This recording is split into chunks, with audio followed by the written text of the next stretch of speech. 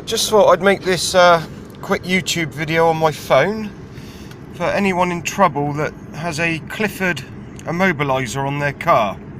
Now, if you've got a Clifford Immobiliser like I've got on my Hyundai Coupe, and you're suffering with the problem where you switch the ignition on and it's like you've got a flat battery, well, you probably don't have a flat battery if you have a Clifford Immobiliser. Now, here's what you have to do.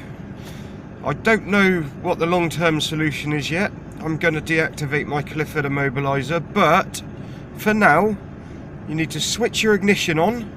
There's several things you can do actually. First of all, switch your ignition on so that it's on, but the lights are probably not on, so it's acting like you've got a flat battery. Stick the car in reverse or first gear and open the door and rock the car. Push the car forward until the ignition comes on. Jump in the car, take it out of gear, try and start it. Chances are it won't start. Repeat the process. So get out the car with it in gear, with the ignition on, and rock it. Now, if you do this 3 or 4 times, sometimes it works first time, the ignition comes on and the car will start. Now, there is another thing you can do. There's several things you can do actually. This is one that I did the other day. I was parked on my drive, so I stuck the car in reverse. I could see it was clear. It's not really the safest way of doing things. I turned the ignition all the way on so that it was in the start position, so that the key was all the way turned as if I was trying to turn the engine over, so I'm having to hold it in that position. And I put my foot out the door with it in reverse and I pushed the car backwards as hard as I could. Now, as soon as it engaged the reverse, pushing backwards, the ignition fired up, the key started jumping the car backwards on the starting motor, and I jumped out the garden on the starting motor and the car started in reverse and I pressed the clutch. Now, that's several options for you. You can also park on a hill, because it will bump start with this Immobiliser problem.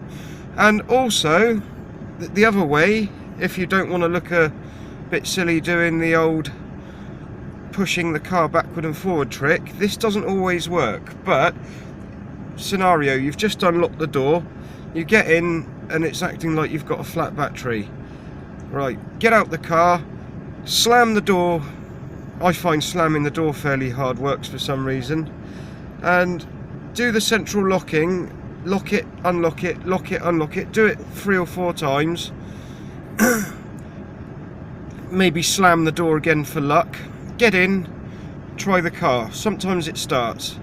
Now, sometimes when you do that, after a couple of attempts at locking and unlocking, it locks and it stays locked and only the driver door unlocks, so the central locking's not working anymore. If that's the case, you will have to do the push back or forward trick, rock it backward and forward with it in gear trick. Anyway, I do hope this helps any of you that have got a Clifford Immobiliser on your car which is playing up. Now, I do think it could be a battery issue with a slightly flat battery, so one of the things I'm going to try doing is trickle charging my battery for a long period. I'm going to stick it on overnight on a trickle charger and put it back on and see if it solves the problem. I'll keep you posted. Anyway, I hope I've helped you. I hope I've helped people with one of these poxy Clifford Immobilisers. Thank you very much. Have a good day.